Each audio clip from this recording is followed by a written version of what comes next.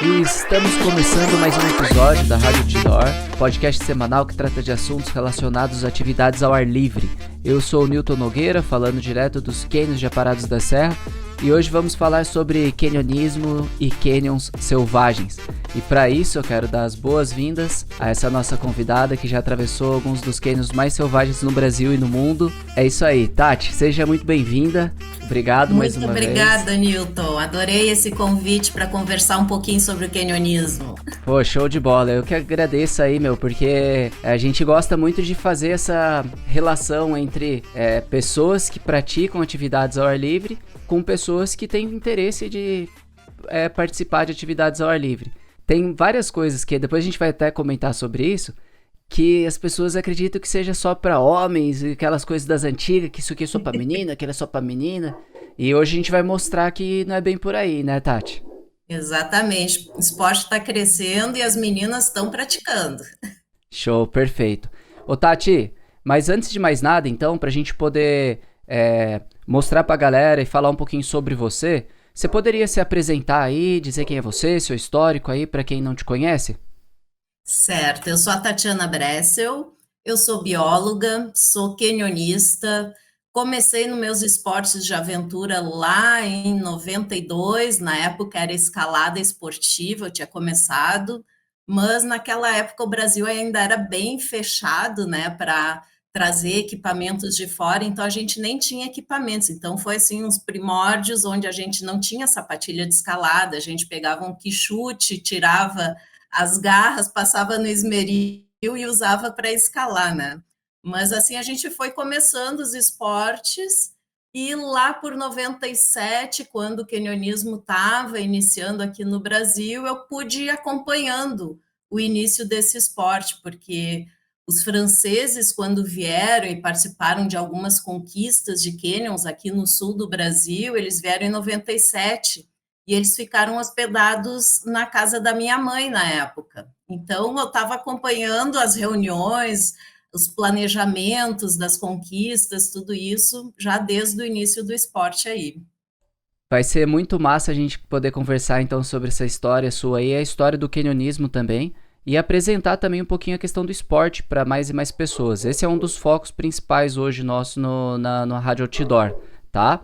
E aí, para a gente iniciar então, seria interessante que você apresentasse também, além da sua apresentação, como que você entrou nisso, porque a gente está falando de um esporte que para muitas pessoas que escutam o podcast, vai ser a primeira vez que vão ouvir sobre isso. Então você pode explicar o que seria o canyonismo?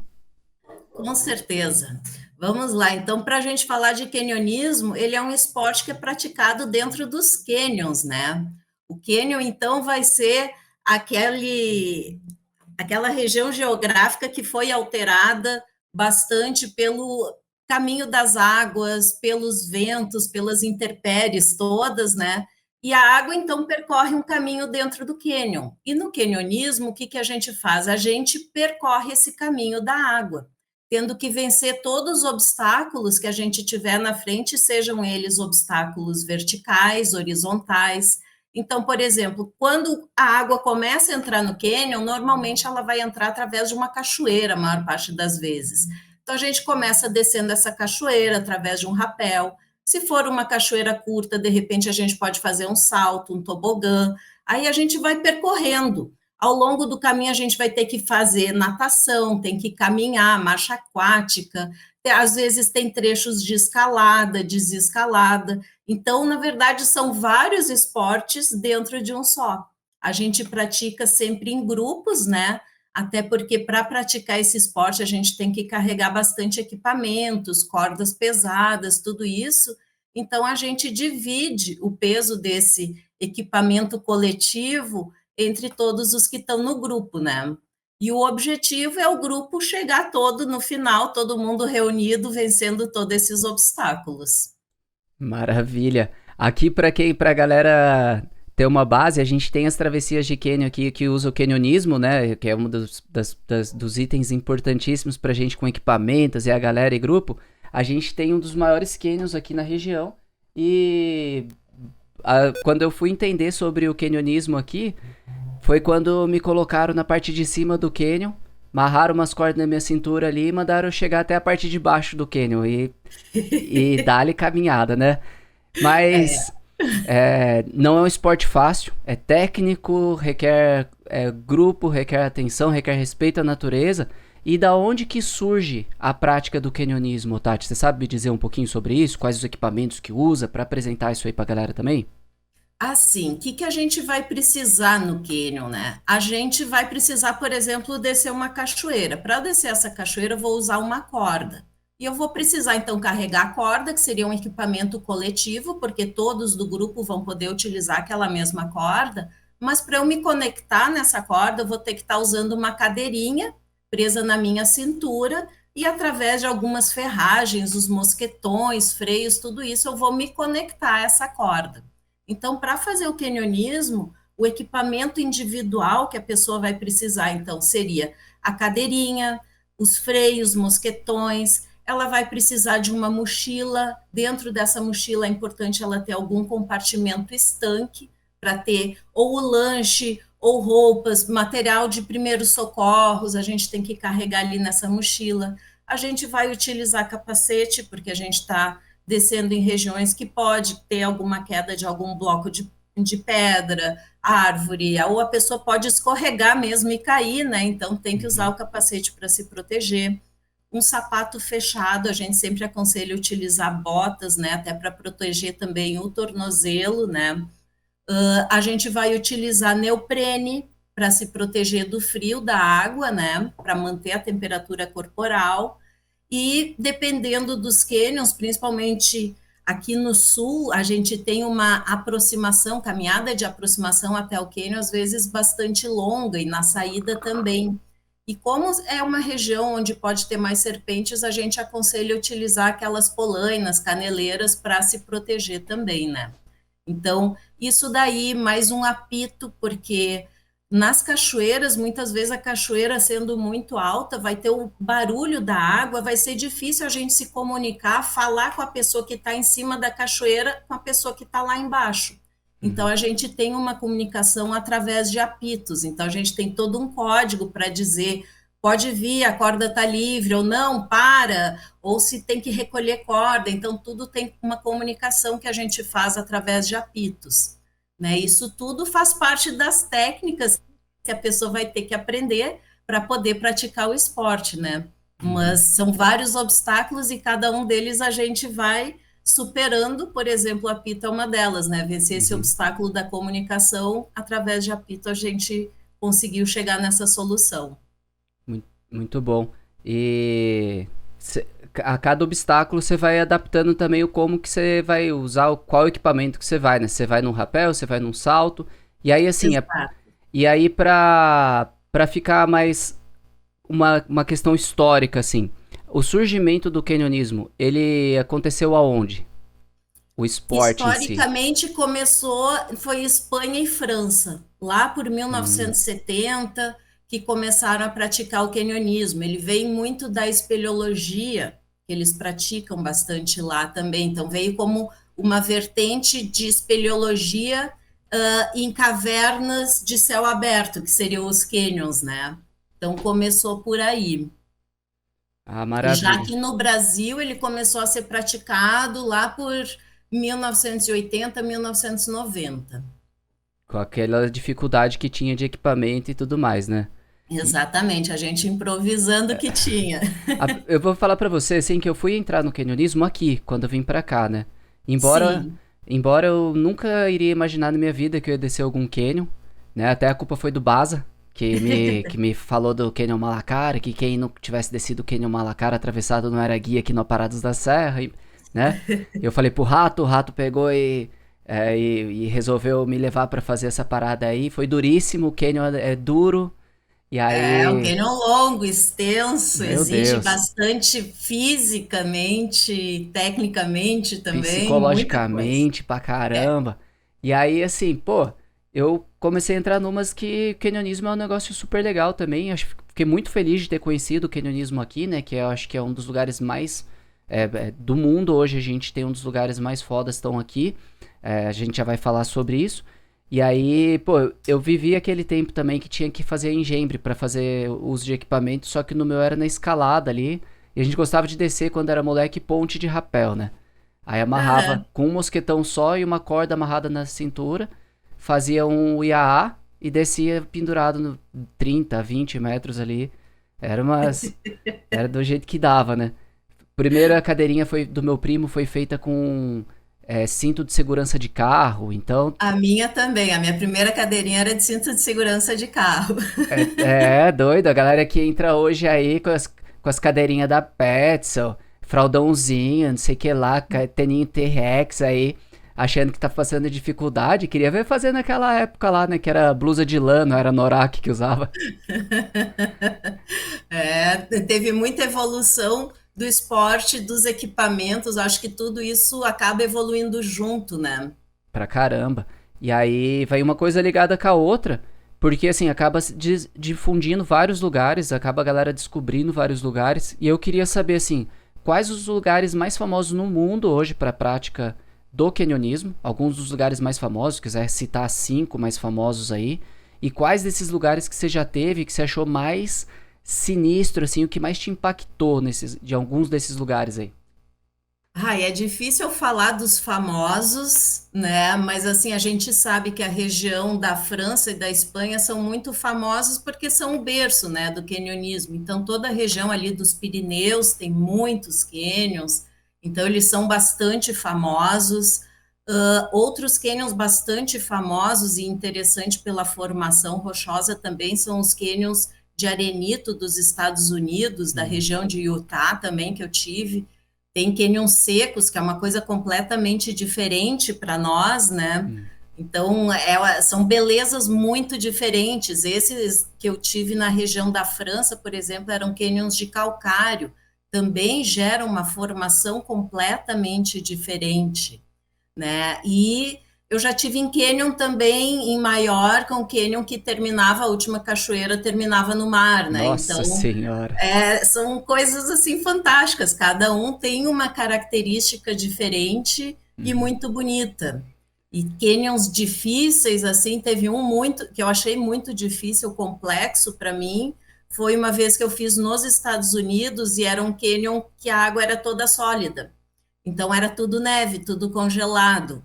Então, por exemplo, para te fazer uma ancoragem, a gente tinha que cavar ao redor do Nossa gelo senhora. para fazer tipo uma estrutura, tipo um cogumelo, assim, aí tu amarra a corda ali e vai Hum. descendo. Só que tu descer naquele gelo, ele escorrega pra caramba, é um horror, tu não consegue parar de pé numa cachoeira que está congelada.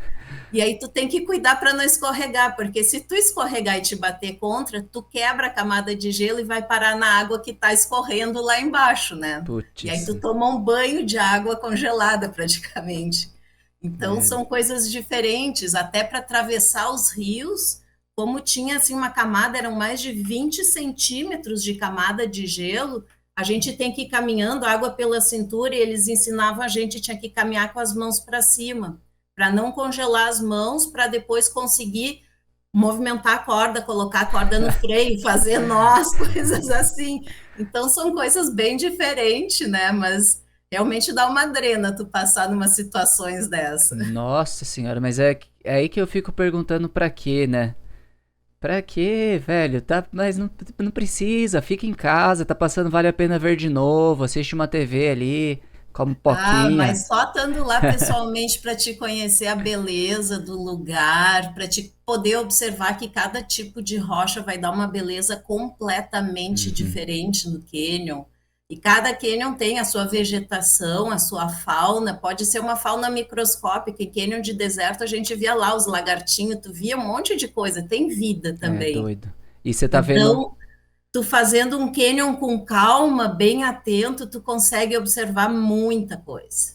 E você tá vendo coisas que poucas pessoas estão vendo, né? Você tá se. Por isso que o título do episódio de hoje era justamente isso. Canyonismo e canyons selvagens, porque no final das contas você tá entrando em lugares que pouquíssimas pessoas estão entrando também, tem a oportunidade de ver o que você tá vendo nesse caso, né? Com certeza, com certeza. Até um belo exemplo que a gente tem é na região aí dos Aparados da Serra, por exemplo, que a vez que eu pude observar um sapinho, um anfíbio que está aí em risco de extinção e tal, foi dentro de cânion. E é um sapinho minúsculo, tamanho de uma unha, né? Uhum. E a gente sabe que está em risco de extinção e pouquíssimas gente, pô, eu fiz biologia. Eu acho que dos meus colegas, só um que trabalha com anfíbio que teve a oportunidade de ver ele Olha aí. pessoalmente também, né? Senão, ninguém mais teve. Então, é interessante a gente poder acessar esses lugares e conhecer o que, que tem ali, né? Uhum.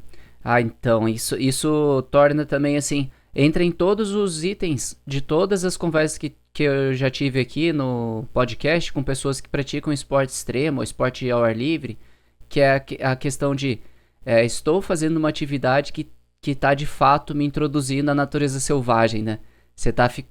É uma atividade imersiva ali, é aquele momento que você tem que você tá realmente desconectado de tudo pra fora. E desconectado mesmo, porque não pega sinal, não pega.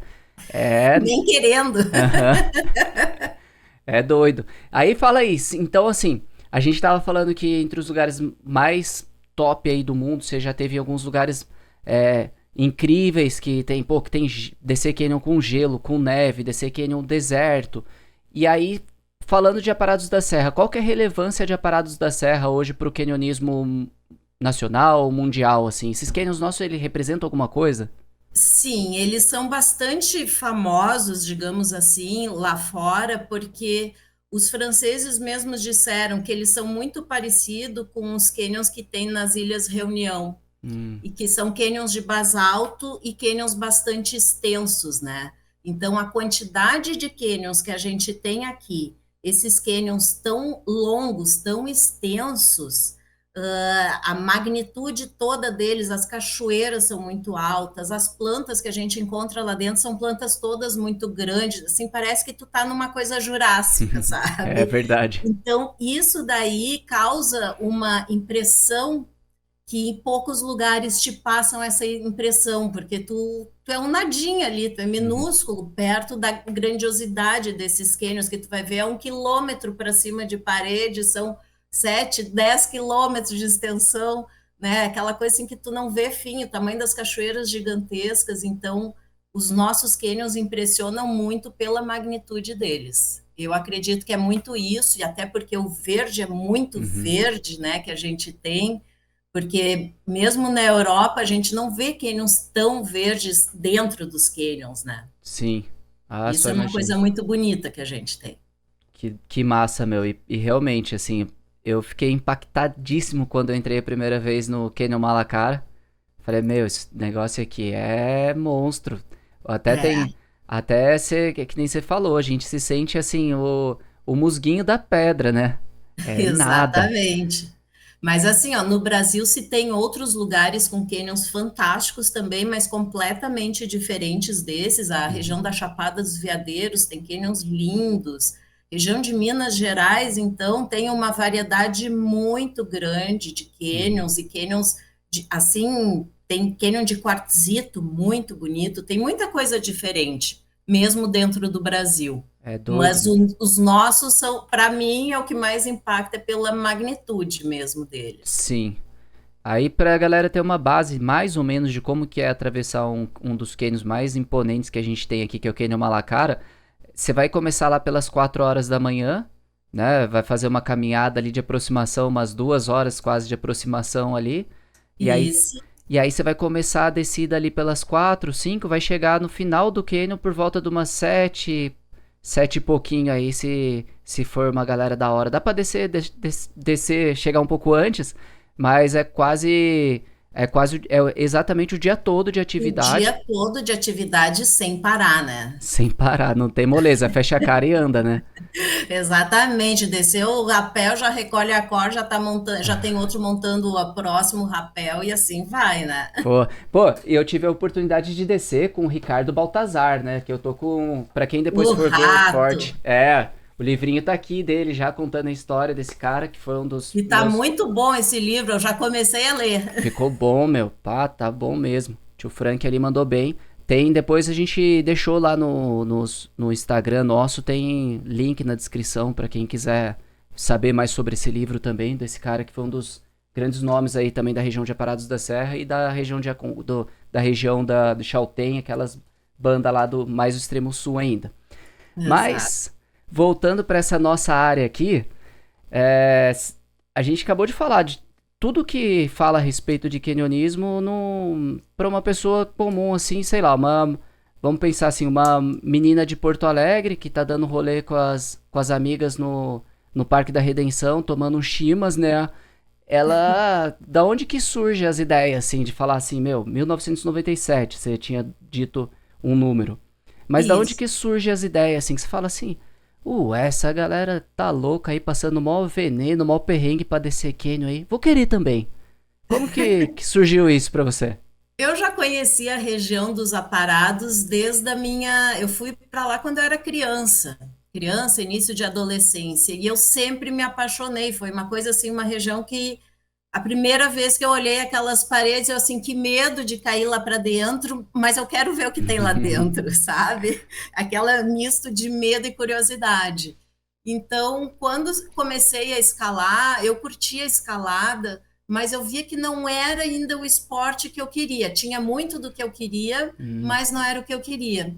E aí eu comecei a descer algumas cachoeiras, fazendo rapel, fazendo cachoeirismo mesmo, que antes de ter o canionismo era o que a gente fazia, né? uhum. E aí eu comecei a achar aquilo muito mais legal, porque eu sou uma pessoa que ama a água, né? Então, seja água do mar ou seja água de rio, para mim, estando dentro da água, eu estou me sentindo em casa.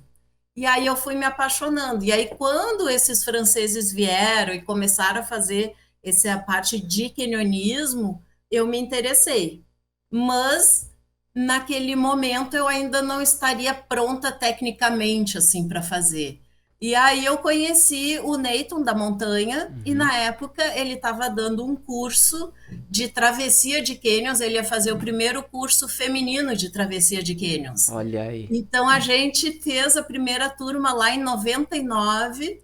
Foi a primeira turma de mulheres que entrou no Canyon. A gente fez o Canyon do Churriado com Nathan Reis. Passou, a gente fez toda a parte de aula teórica, prática e depois foi lá para o Churriado. Olha só. Então foi a primeira vez assim que eu entrei mesmo dentro de um canyon. Que antes eu até fazia o cachoeirismo, mas não era canyonismo ainda. E Uhum. essa vez era uma travessia. Então, juntando travessia com cachoeirismo, tu vai em direção ao canyonismo, né? E aí foi assim que eu vi assim, não, o esporte que eu me identifico é o canyonismo, é fazer, conhecer o canyon e vou por cima descendo aquela coisa, né? A gravidade ajuda, é bem mais fácil do que escalar, que é ir contra a gravidade.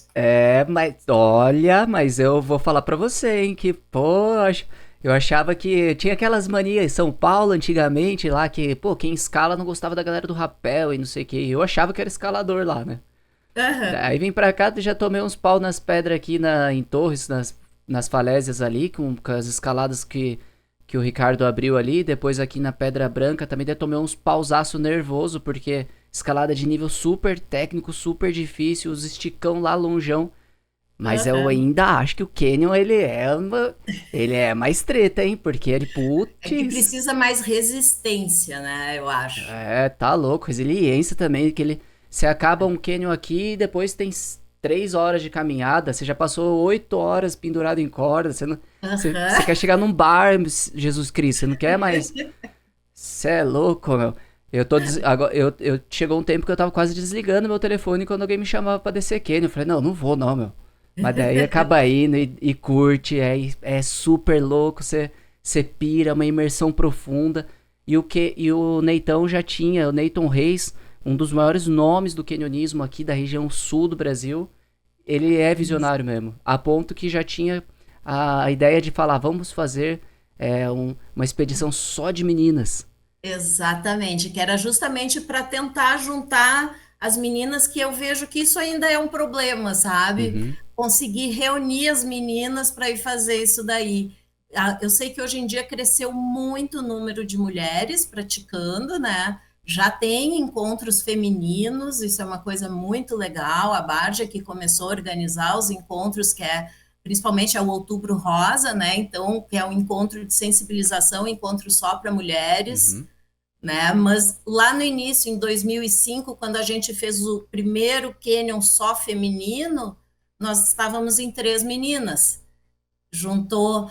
Eu do Rio Grande do Sul, a Bárdia do Distrito Federal e a Simone de São Paulo, e a gente foi fazer um cânion em Minas Gerais. Olha Na aí. época já tinham algumas outras meninas, já tinha a Sandra em São Paulo, tinha a Amanda em Brasília também, tinha uma que outra, mas para realmente conseguir fazer um canyon só de mulheres, a gente conseguiu reunir só essas três aí em 2005. Hum. E hoje em dia, nesses eventos, eu sei que um dos eventos que a Bardia fez foi em 2019, antes da pandemia, conseguiu reunir 17 meninas. Pô, já é muito mais expressivo do que antes, né? Até que eu iria entrar Exato. nessa questão mesmo, que era assim, não, beleza. Então a gente tem já uma expedição que foi feita para as meninas. A gente sabe que tinha algumas meninas, você e mais duas meninas que tinham que se juntar, cada uma de um estado, se juntar para poder ir para outro pico e descer um cânion e tudo mais. E vem ganhando espaço, vem crescendo. Tanto é que a gente traz. Um dos propósitos é trazer as meninas também pra pôr a voz aqui, pra esfregar na cara da galera aí que o esporte tá aí é pra qualquer um que quiser fazer, mano. Não é porque você é homem, porque você é mulher, porque você é homossexual, porque você não é homossexual. Aqui a gente defende a bandeira de que vamos, é todo mundo e com máximo respeito. Exatamente. E. E tem capacidade para aprender toda a parte técnica, se estiver se preparando fisicamente, sabe? Assim, ó, Uhum. não tem aquela coisa. A gente também pode ver forma de agregar. Eu, bem no início, como eram poucas meninas mesmo que faziam, eu ficava pensando assim, bah, eles não vão me convidar, né? Porque é que vai querer levar uma menina baixinha, fraquinha, que não vai carregar muito peso, digamos, né? Vai ser o, mas aí o que, que eu fiz? Eu comecei a aprender a fazer os croquis, que eu vi que era uma coisa que eles precisavam de alguém que fizesse essas informações e eles não estavam fazendo. Assim, bom, então eu vou ser útil, né? Então, Uhum. de alguma forma, a gente vê, cada um pode estar colaborando de alguma forma. E como é um esporte de grupo, em equipe, se cada um colaborar com uma coisa, a equipe toda evolui, né? Ah, com certeza. Pois é, e aí entra nisso. Pô, você tem hoje as meninas que estão fazendo esportes extremos, no seu caso Sim. aí, no caso da Bárdia, né? Aí a gente trouxe esses dias a Yasmin Dias aqui para falar sobre o surf feminino também, os desafios que Mas tem. Estamos querendo trazer a Micaela agora, ela já sinalizou que tá a fim de colar aí, é uma surfista de onda gigante lá do Rio de Janeiro. Então, tá aí, né, cara? A gente vê que o espaço tá para todo mundo, mas de alguma forma ou de outra, assim. Desde quando você começou, que nem você falou, tinha uma certa dificuldade, porque achava que a galera não ia querer chamar, mas de lá pra cá, teve alguma diferença, assim? Teve alguma evolução nesse sentido, assim? Tem mais mulher participando, os caras já começam a enxergar diferente do que viam lá em 1999? tem bem mais mulher participando. Eu acredito que hoje em dia tem bem mais pessoas com a cabeça mais aberta, tudo isso, mas ainda existe alguns machistas de plantão, é óbvio. Mas é aquela coisa, eu acho que já está tomando uma outra forma, a gente já vê grupos só de meninas conquistando o Canyon, sabe? Então, eu acho que já evoluiu muito e os que não tiverem feliz com isso, sinto muito, que eu acho que as meninas estão se organizando para seguir crescendo. Boa. Até porque, assim, é porque os homens têm medo, meu. Eu tô ligado, eu sou homem, eu sei como é que é. A gente já viu que perdeu o título de sexo frágil pras meninas, né, cara? A gente já sabe que, meu, o homem é bunda mole pra dor, pra resfriado, pra qualquer coisa. Aí já tá aí, as minas já estão ganhando mercado de trabalho com a mesma dificuldade ainda que tem pessoas negras, homossexuais, né, cara, que também ainda existe preconceito, mesmo que velado assim como é no Brasil, que desbaratinado e traiçoeiro, ainda existe preconceito, mas as Sim, minas estão ganhando espaço, estão conquistando o que é delas de fato, né, meu, que é o espaço que todo mundo merece ter, que é o espaço digno para todo mundo ali fazer seu esporte, para poder andar na rua do jeito que quiser, não ter perigo de correr risco aí pelo fato de ser do sexo oposto. E os homens têm medo disso, cara. Você é louca? Eu tô aí fazendo trilha lá. Daí tô com um grupo, o cara vai e me corta embaixo da aliança ali, quase desmaia, porque ele não podia ver sangue. Não tinha sangrado o dedo do abençoado ainda. Aí uma mina vai lá na trilha do Rio do Boi, escorrega, corta o joelho, a gente para pra fazer estancar o sangue. Gastamos 2 kits de primeiros socorros pra conseguir estancar o sangue da mina. Enrolamos um monte de esparadrapo, a mina levantou e foi embora andando de boa. Tipo, tem, né? É Então, diferente. é diferente. Então, assim, pô, cara. Pra você aí que ainda pensa que, mano, tem coisa que é pra menina, tem coisa que é pra menina, vamos acordar aí. 1970 até a gente entendia, né? Agora não mais, né? É Mas, isso aí. mas enfim, né? Daí a gente vem caminhando por esses dados históricos e você, assim, Tati, hoje, na questão de esporte, você acha que o canionismo e as atividades ao ar livre, é uma pergunta que eu sempre faço pra galera, é que, assim, se essas atividades ao ar livre, elas podem ajudar a transformar o planeta em algum lugar melhor, e como, assim, que um esporte ao ar livre, um canionismo, ele pode ajudar pessoas e planeta a ser melhores? Eu acho, em primeiro lugar, conhecendo, porque eu acho que a gente só vai preservar aquilo que a gente conhece, né? Então, em primeiro lugar, as pessoas podendo acessar esses lugares naturais, conhecer o que tem ali, isso daí já ajuda muito. E uma coisa, por exemplo, que eu estou fazendo agora, eu estou com um projeto junto com a Secretaria do Meio Ambiente, onde a gente vai utilizar o canionismo como uma ferramenta, onde a gente vai poder ajudar os pesquisadores a pesquisar os anfíbios que tem lá dentro dos cânions, porque é capaz de ter coisa que a gente nem sabe, que nem foi descrita, mas os Uhum. pesquisadores não têm acesso àquilo.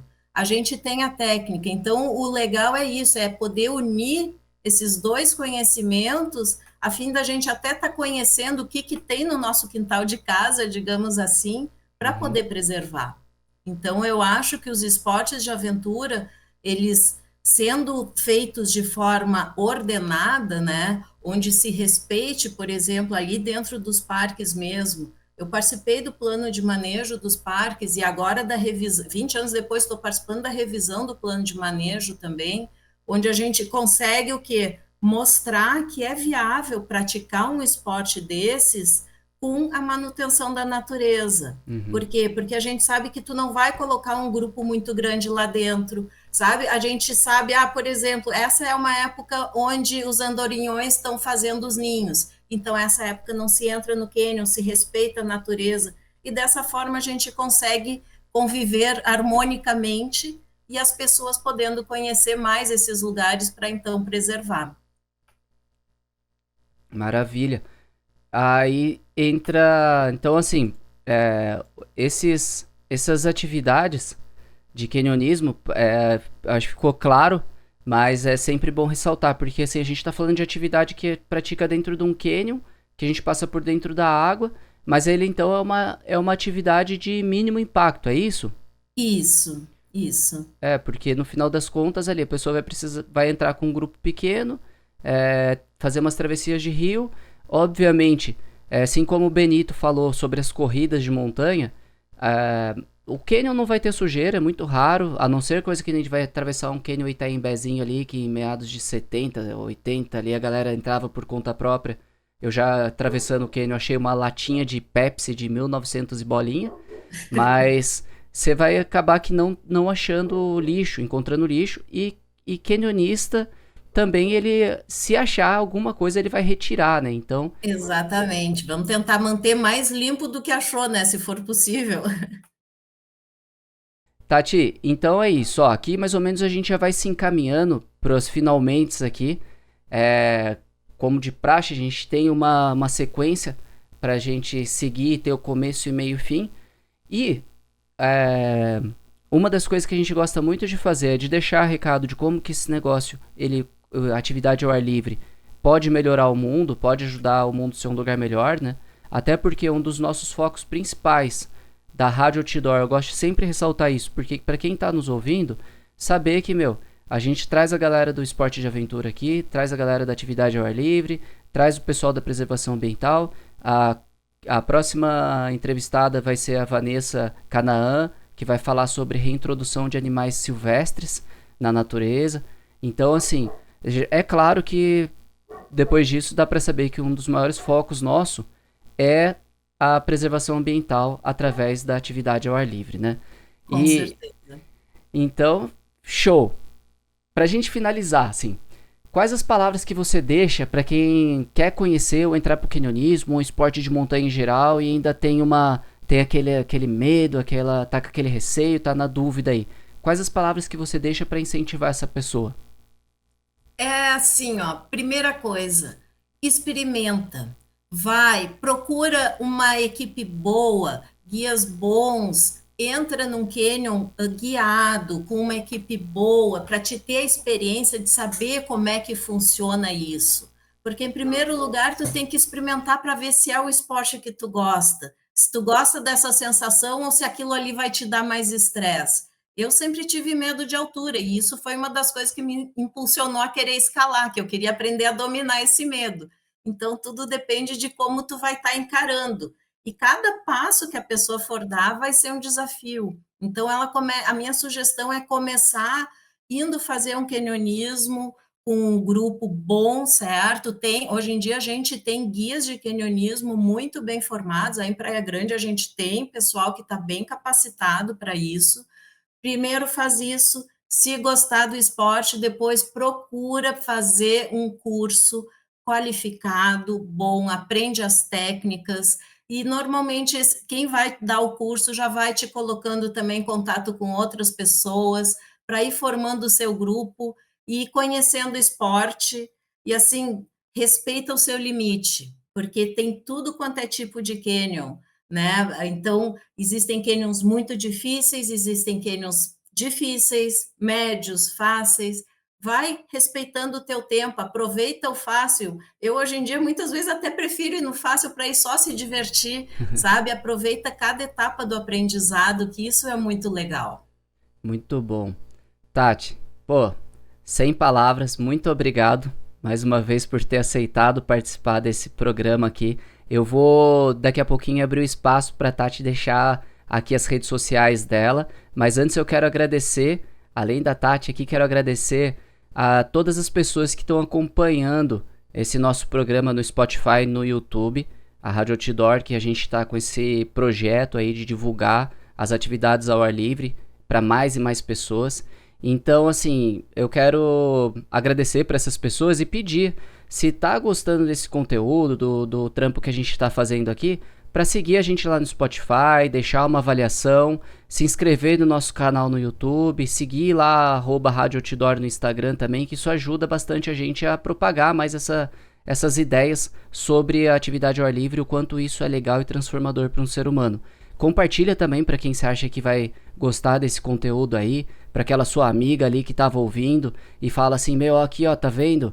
O esporte é para elas também, meu, vamos tocar ali pau aí, descer um canyon e fazer isso. Então pelas nossas redes sociais lá você consegue ter acesso a esse e a todos os outros programas que a gente já gravou aqui nesse período.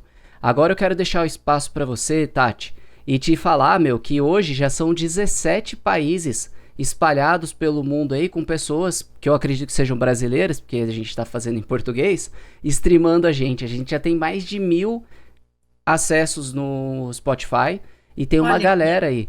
Tem uma galera mesmo acompanhando. Então, é um projetinho pequeno que tem o único foco é isso mesmo, espalhar essas notícias sobre atividades ao ar livre. E, para isso, quem gostaria de entrar em contato com você, como que faz para essas pessoas te acharem aí, Tati? Pode deixar suas redes sociais e tudo mais para te encontrar. O meu Instagram pessoal é Bressel, BRE2SEL Tatiana, tá? Por ali consegue me achar, a gente consegue trocar uma ideia. E o que eu gostaria de deixar assim de recado, quem quiser conhecer um pouco mais dos cânions da região sul do Brasil, a gente tem o livro que a gente escreveu para o evento internacional de canionismo que teve o ano passado, e esse livro ele está disponível o e-book gratuito. E ali a gente tem várias vias de canionismo, vocês vão poder conhecer e explorar mais a região. Aí tu pode deixar o link para o e-book também. Maravilha, maravilha. Vai ficar o link na descrição desse episódio. Assim como o seu endereço da rede social vai ficar também na descrição desse episódio. E no nosso link lá na bio do Instagram também vai ter. Depois a pessoa vai conseguir clicar lá e acessar tanto você ali, o link do livro do Ricardo. Então é isso aí, Tati. Mais uma vez mesmo, muito obrigado aí. Pô, brigadão mesmo por ter topado participar desse episódio. E até a próxima aí. Valeu, Nilton. Muito obrigado aí. Valeu, galera. Até a próxima aí na Rádio Outdoor.